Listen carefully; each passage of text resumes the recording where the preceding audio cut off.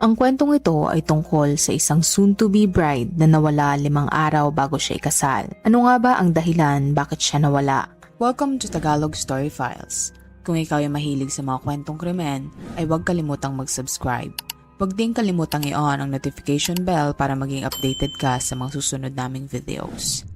Si Annie Lay ay 24 years old at matalinong dalaga. 5 araw bago ang nakatakda niyang kasal ay naglaho siyang parang bula. Base sa kuha ng CCTV, namataan siyang pumasok sa kanilang campus ngunit hindi na ito nakitang lumabas. September noong mag-umpisa ang fall semester sa Yale University sa New Haven, USA.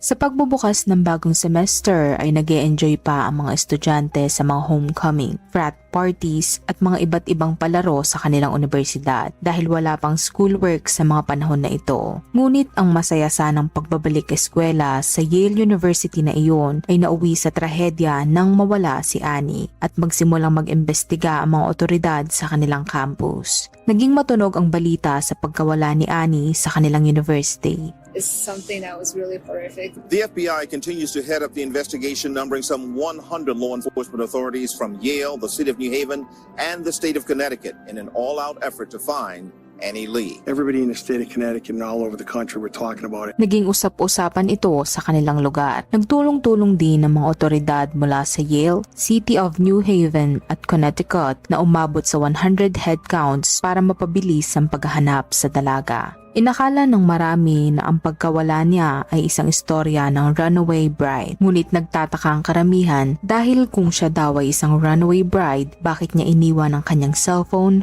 wallet at credit card sa campus laboratory. Kaya't napagtanto ng mga otoridad na maaring hindi basta umalis si Annie. Maari umanong may hindi magandang nangyari dito. Base sa mga kaibigan ni Annie, ay wala umano silang idea kung bakit nawala ito basta-basta. Hindi daw nila alam kung talaga bang umalis ito o kung may dumukot dito. Base sa mga reports ay may katawan umano na natagpuan sa campus. Ang damit daw nito ay punong-puno ng dugo, maging ang isang parte umano ng kisame sa campus ay may mga dugo din. Maari nga bang kay Annie Lay ang katawan na iyon? Kung oo, ay sino kaya ang may gawa sa kanya noon? Si Annie ay ipinanganak noong taong 1985 sa San Jose, California. Ang pamilya niya ay magkahalong Vietnamese at American. Base sa paglalarawan ng pamilya at kaibigan ni Annie, siya umano ay matapang at matalinong babae. Si Annie umano ay nag-graduate bilang valedictorian sa kanilang klase noong siya ay high school. At dahil doon ay na-offeran umano siya ng $160,000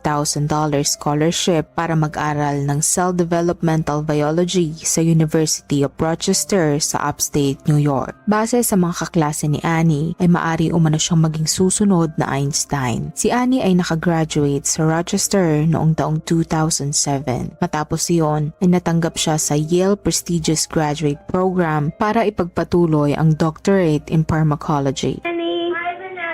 Bukod sa pag-aaral ng doctorate ay naging abala din si Annie sa pagtatrabaho sa Animal Research Lab ng Yale. Siya ay nag-e-experiment tungkol sa enzyme na maaring makatulong para mapagaling ang mga may sakit ng diabetes, muscular dystrophy at cancer. Masaya si Annie sa ginagawa niya. Desidido siyang tuparin ang lahat ng mga pangarap niya sa kanyang buhay. Ngunit hindi lang ang career sa pharmacology ang nais ni Annie na maging successful. Dahil sa mga panahon na iyon, siya din ay engaged sa kanyang boyfriend na si Jonathan Widowski. Si Jonathan ay nag-aaral sa fellow Ivy League sa Columbia University sa New York ng kanyang postgraduate studies. At kahit sila ay malayo sa isa't isa, gumagawa sila ng paraan para mag-work ang kanilang relasyon. Madalas sila ay magkausap sa telepono kapag free time nila at minsan naman ay nagkikita sila kapag weekends. Ang kasal nila ay nakaschedule noong September 13, 2009 sa Huntington Village, Long Island. Pangarap umano maikasal ni Annie kay Jonathan dahil hindi lang ito basta boyfriend para sa kanya, best friend niya rin umano ito. Ngunit habang papalapit ng papalapit ang kanilang kasal, ay tila may pumipigil kay Annie. 6 na araw bago sila ikasal, ay tumawag umano si Annie sa kanyang kaibigan na si Jennifer Simpson. Tinatanong niya umano si Jennifer kung masyado pa ba silang bata para magpakasal agad. Inassure naman siya ni Jennifer na magiging maayos naman sila kapag itinuloy nila ang kasal. Ngunit kinabukasan kinabukasan, September 8, 2009, ay hindi na umano umuwi si Annie sa kanyang tirahan. Nag-alala daw si Jennifer at inakala niya na tumakas si Annie sa kasal. Ngunit hindi daw magagawa ng kanyang kaibigan na hindi siya i-text o tawagan at iwanan ang mga responsibilidad nito. Kaya naman nag-report umano ang kanyang kaibigan sa mga pulis nung gabi na hindi siya umuwi. People knew where she was. She talked to people a lot, used her cell phone to contact people. Her not communicating and vanishing was troubling to her roommate. Umaksyon naman kaagad ang mga otoridad at pinuntahan ang huling lugar kung saan namataan si Annie. Nagpunta sila sa office ni Annie sa Sterling Hall of Medicine, ngunit pagdating nila doon ay wala doon si Annie. Ayon naman sa mga katrabaho niya ay umalis umano siya at pumunta sa kanyang laboratorio sa School of Medicine's Animal Research Center building. Na makapunta umano siya doon ay hindi na siya muling bumalik sa kanyang office. Naiwan niya rin daw ang iba niyang gamit sa kanyang office. Dahil sa nangyari ay nagpatulong na rin ng mga otoridad sa FBI para mas mapabilis ang paghahanap kay Annie. The FBI continues to head up the investigation, numbering some 100 law enforcement authorities from Yale, the city of New Haven, and the state of Connecticut in an all-out effort to find Annie Lee. Nagsimula ang FBI at iba pang otoridad na imbestigahan ng Animal Research Center building. Pagpasok nila sa basement ng laboratory ay bumungad sa kanila ang mabahong amoy ng dumi ng hayop. Pinaybay nila ang daan ng laboratorio hanggang sa makarating sila sa G13 room at iyon ang laboratory ni Annie. Ininspeksyon nila ang laboratory ni Annie ngunit wala silang nakitang kahit anong ebidensya. Nag-anunsyo rin ng mga otoridad sa publiko kung sino ang maaring makapagbigay ng lead sa kinaroroonan ni Annie. Nag-offer din sila ng $10,000 reward kung sino man ang makakapagbigay ng tip. Do you see her, hear anything, please give us a call. Okay. Dahil sa kumakalat na balita sa pagkawala ni Annie, ay maraming natakot lalo na ang mga magulang ng mga estudyante na nag-aaral sa Yale University. Parents are like calling in, like checking, are you safe? Well, I can't say that it's made me any more fearful, but I am aware that it has made others on campus fearful. Any incident like this always brings up sort of the concerns about going to school in a university in a city. If it turns out this was foul play, or something like that, I think that's really going to shake a lot of people up. Ayon sa mga estudyante, ay agad-agad daw silang tinawagan ng kanilang mga magulang para kamustahin at paalalahanan na mag-ingat sa lahat ng oras. Nagpatuloy ang investigasyon ng mga otoridad at ang tinitignan nilang anggulo ay kusang umalis si Annie para takasan ng kasal. Ngunit taluwas naman iyon sa pahayag ng mga magulang ni Annie at ng kanyang mga kaibigan. Dahil kilala daw nila si Annie, alam nilang hindi niya magagawang takasan ang kanyang kasal. Ayon sa mga otoridad, kung mayroon man daw isang tao na nakakaalam kung saan pumunta si Annie, ay iyon ang kanyang fiancé na si Jonathan. You always look at the person that's closest to your victims as, being the one who has information or possibly, unfortunately, a suspect. Ayon sa mga nakakakilala kay Jonathan, ay nasaktan daw ito sa biglang pagkawala ng kanyang bride-to-be. An amazing kid, a wonderful, wonderful boy.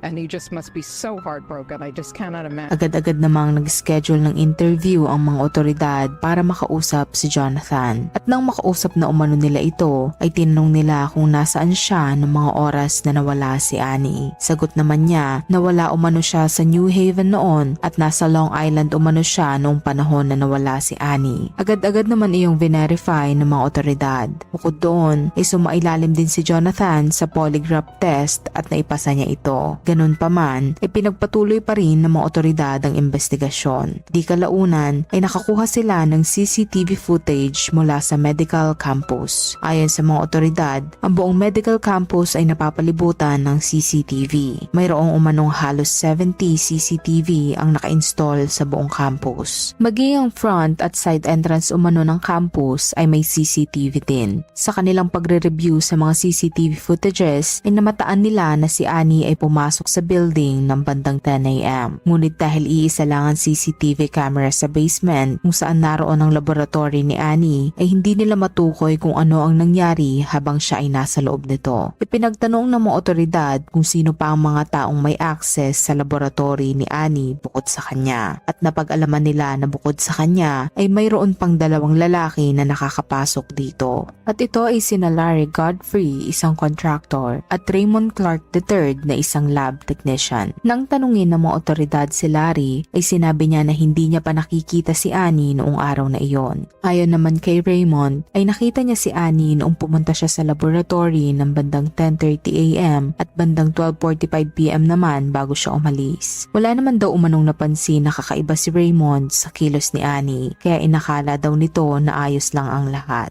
He said he'd seen her at approximately 12:45 that day. It was businesslike, it was friendly. He didn't say anything like it was wrong. Nang reviewin muli ng mga otoridad ang CCTV, ay napansin nila na hindi lumabas si Annie sa laboratory building simula nang pumasok siya dito. Nagsagawa din sila ng fire drill noong araw na yon para lumabas ang lahat ng tao sa building, ngunit hindi nila nakita si Annie sa mga taong lumabas. Napagtanto ng isang investigador na ang kanyang anak ay kasing katawan at kasing tangkad ni Annie, kaya pinakausapan niya ang kanyang anak na humiga sa sahig at saka niya ito binuhat. I realized she was the exact size and weight of Annie Lay. I asked her to lay on the floor. I didn't tell her why. And I picked her up and put her over my shoulder and walked around with her. Dahil si Annie ay nasa 5 feet tall lang at nasa 40 kilos, ay napagtanto ng investigador na napakadali lang i-dispose ng kanyang katawan kung sakaling may nangyari sa kanyang masama. Naisip niya na kung may nangyaring masama kay Annie ay napakadali lamang niyang buhatin at itapon. At naisip niya na isa lang ang paraan kung paano may lalabas ito na hindi nakikita sa CCTV. At iyon ay kung itatapon siya sa basurahan. Kaya't agad-agad nilang tinignan ng lahat ng basurahan sa loob ng building at sa labas nito. Napag-alaman ng mga otoridad na ang lahat ng lumalabas pumapasok sa building ay gumagamit ng keycard. At sinimulan nilang i-track ang keycard na ginamit ni Annie noong siya ay pumasok. Nakita sa system na pumasok si Annie sa kanyang laboratory noong 10:11 a.m. ngunit hindi na ito nakitag lumabas doon. Nagpatuloy pa din ang investigasyon ng mga otoridad at noong September 10 ay isang grad student na nagngangalang Rachel Roth ang may natagpuan sa laboratory ni Annie. Sinabi niya agad ito sa mga otoridad dahil baka maari umano itong makatulong sa investigasyon. Nakakita siya ng isang box ng sanitary wipes na tila may mga bakas ng dugo at isang laboratory coat na may bakas din ng dugo. Nakita ito ni Rachel na nakatago sa isang recycling box sa laboratory. Dahil sa report na iyon ay sinimulang mag-imbestiga muli ng mga otoridad sa laboratory ni Annie. Nang subukan nilang ilihis lahat ng mga gamit sa laboratory ay kapansin-pansin ng mga pulang marka sa sahig. Gumamit sila ng luminol, isang water-based solution na kayang mag-detect ng dugo sa sahig at pader ng laboratory. Matapos nilang ilagay iyon, ay tila lumiwanag umano ang buong kwarto dahil sa dami ng bakas ng dugo na nakita nila. Sinubukan din ng mga otoridad na silipin ang kisame ng laboratorio at doon ay may napansin sila na tila isang bagay na madilim sa parte ng kisame. Nakakita sila ng gloves at isang piraso ng medyas na may bahid ng dugo. Dahil sa mga nadiskubre ng mga otoridad, ay inutos nila na isarado ang buong building dahil ayon sa mga otoridad ay doon naganap ang crime scene. Sinabi din ng mga otoridad na hindi na maituturing na missing person si Annie dahil sa mga ebidensya na kanilang nakuha na may mga bahid ng dugo. Sa pagpapatuloy ng investigasyon ay kinakailangan gumamit ng mga otoridad ng trained dog para matukoy kung mayroon bang katawan ng tao na nakatago sa laboratoryong iyon. Inilibot nila ang aso sa lugar at dinala sila nito sa isang CR sa tapat ng laboratory ni Annie. Nag-imbestiga ang mga otoridad sa CR na iyon at tinignan nila kung anong bagay ang maaring nakatago doon hanggang sa mapansin nila ang isang area sa likod ng toilet. Sinubukan nilang buksan ang harang sa likod ng toilet na iyon at nakita nila na may mga yellow insulation sa ibabaw nito at nang kalkalin nila ito ay laking gulat nila nang bumulaga sa kanila ang walang buhay na katawan ni Annie. 5 p.m. September 13 na umatagpuan nila ang katawan ni Annie. Sa mismong araw na iyon ay nakatakda din dapat siyang ikasal. She hasn't been positively identified as of this time. However, we're assuming that it is her at this time, so we are treating it as a homicide. Ayon sa mga otoridad, dahil umano maliit na babae si Annie, ay nagawa siyang pagkasyahin doon ng pumatay sa kanya. May mga sugat din ito sa mukha at katawan at may damage din umano ang baba at collarbone niya kaya nahirapan silang makilala siya. Dagdag pa nila na may mga senyales din daw na binalak itong pagsamantalahan ng suspect. May mga beads din umano na natagpuan sa lalamunan niya at may suot itong isang gloves at isang medyas na nagmamatch siya natagpuan ng mga otoridad sa laboratory. Ayon sa state medical examiner, ay traumatic asphyxiation by neck compression ang ikinamatay ni Annie. Malinaw na malinaw umano na ang gumawa nito ay pamilyar sa lugar. Ang dapat sanang masayang selebrasyon ng pag-iisang dibdib ng nagmamahalan ay nauwi sa isang malungkot na pangyayari. Ang pamilya ni Annie ay binura lang kanyang labi sa isang memorial service sa California, habang ang fiancé naman ni Annie na si Jonathan ay nagsagawa ng memorial service sa lugar kung saan dapat sila ikakasal habang suot-suot ang kanilang wedding ring.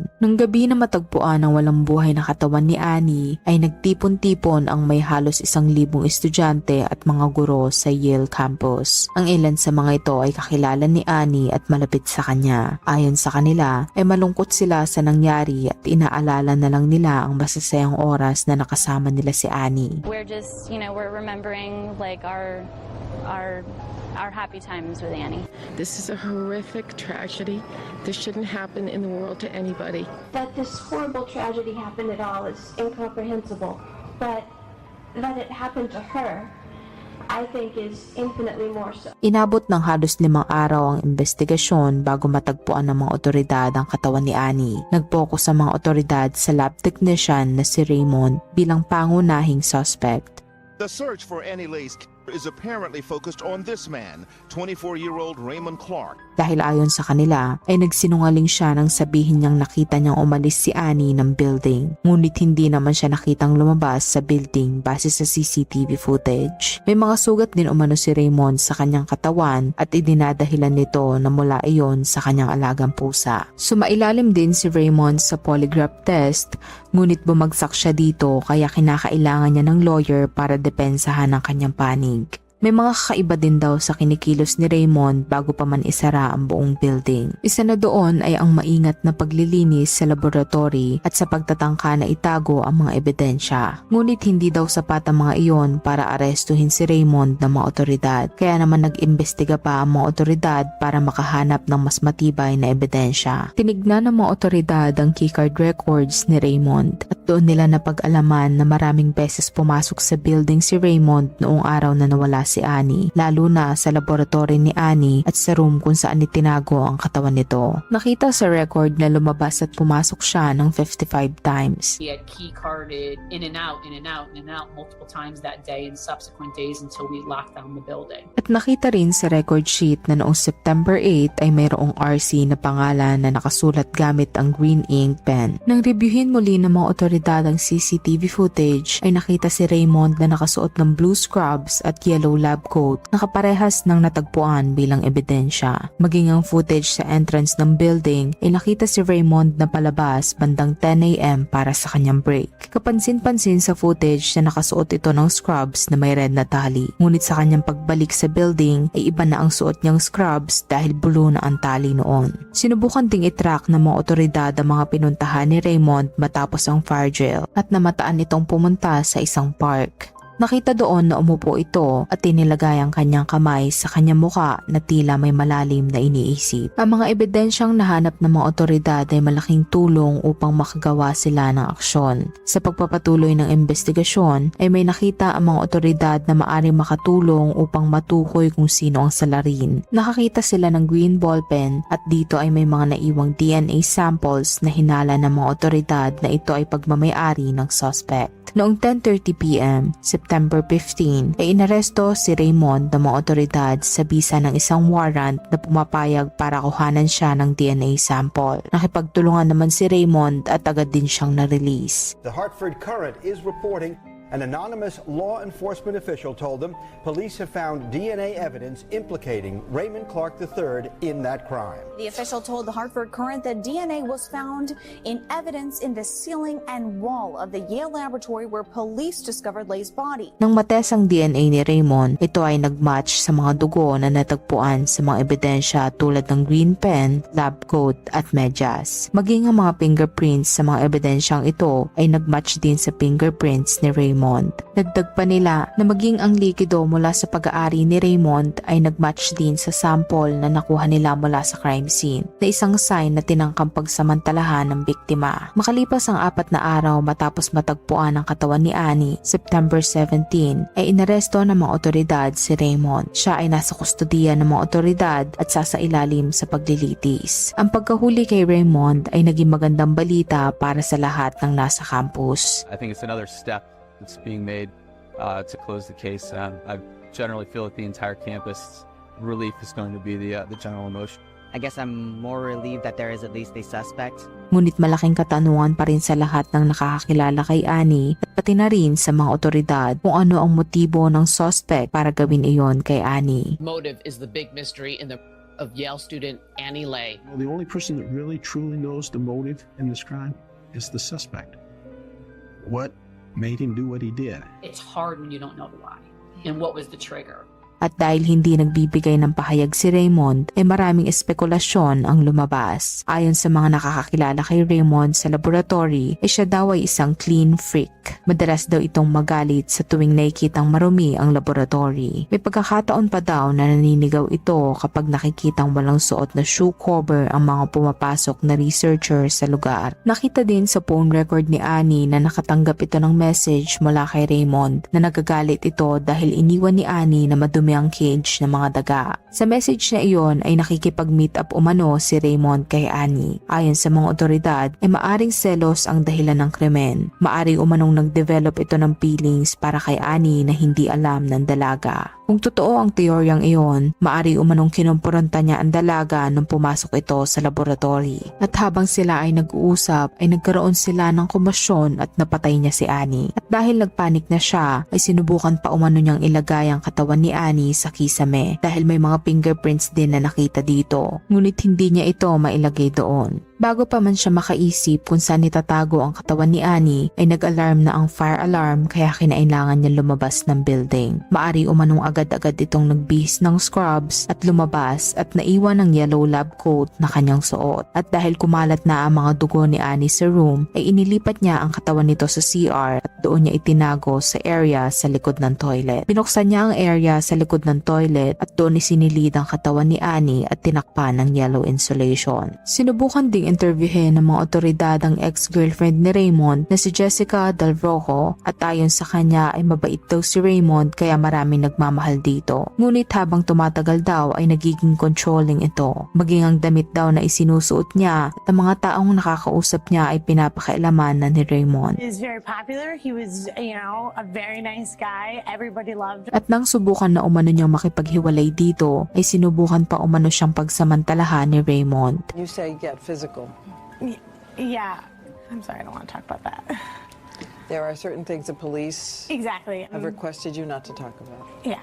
Ngunit kahit ganoon daw ang nangyari, ay hindi na nagsampa ng kaso si Jessica. Kaiba naman sa sitwasyon ng nangyari kay Annie dahil pinatay siya ni Raymond. Habang sumusulong ang paglilitis, ay nagplead si Raymond ng not guilty. Kahit ganoon, ay tinanggap nito ang plea deal para maiwasan ang mas mabigat na parusa. Kaya noong March 17, 2011, ay nagplead si Raymond Clark III ng guilty of murder and attempted sexual assault. At siya ay makukulong ng 44 years. Ang buong pamilya ni Annie kasama ang kanyang fiancé ay pumunta sa courtroom para masaksihan ng pagpataw ng parusa kay Raymond at pagbibigay ng hustisya sa nangyari kay Annie. About 10 members of her family have traveled from Placerville, California. Her fiancé will also be here. They all want to be in the courtroom today to see justice done. Habang nagbibigay ng pahayag ang pamilya ni Annie sa sakit na kanilang naramdaman sa pagkawala ng dalaga ay naiyak si Raymond. Ayon sa ina ni Annie na si Vivian Lay, ay kinuha ni Raymond ang buhay ng kaisa-isa niyang anak. Hindi na raw siya mabibigyan ng pagkakataon na mahawakan ng kanya mga magiging apo kay Annie. Nagpahayag din ng statement si Raymond at ayon sa kanya ay inaako niya ang full responsibility sa kanyang ginawa. Sinabi din niya na siya ang responsable sa pagkawala ni Annie at sa mga sakit na nararamdaman ng pamilya na iniwan ng dalaga. Humingi din ito ng tawad sa pamilya, kaibigan at lalong-lalo na sa fiancé ni Annie dahil sa nagawa niya dito. Ayaw naman umano niyang manakit ng kahit na sino. Gusto lang umano niyang maging isang mabuting anak, kapatid at fiancé pero nabigo umano siya. Sinisisi niya umano ang kanyang sarili at wala umano siyang itinatanggi sa kanyang ginawa. Si Annie umano ay isang kahanga-hanga at mabuting tao na kahit minsan ay hindi niya mapapantayan. Nakikita naman umano nila ang pagsisisi ni Raymond sa kanyang ginawa. Ngunit hindi pa rin ito nagsalita tungkol sa dahilan kung bakit niya nagawa iyon. Natuwa naman ang pamilya ni Annie dahil mabibigyan na ng hustisya ang pagkamatay niya. Ngunit hindi na daw kailanman maaalis ang pangungulila nila kay Annie. While he certainly appeared remorseful,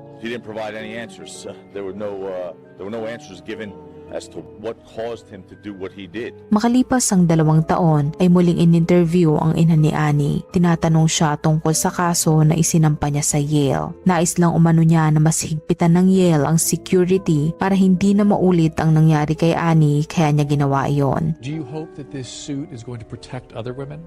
Yes, speaking for my daughter Annie Lay, because I don't want nobody been like her because she died in vain, she died for nothing.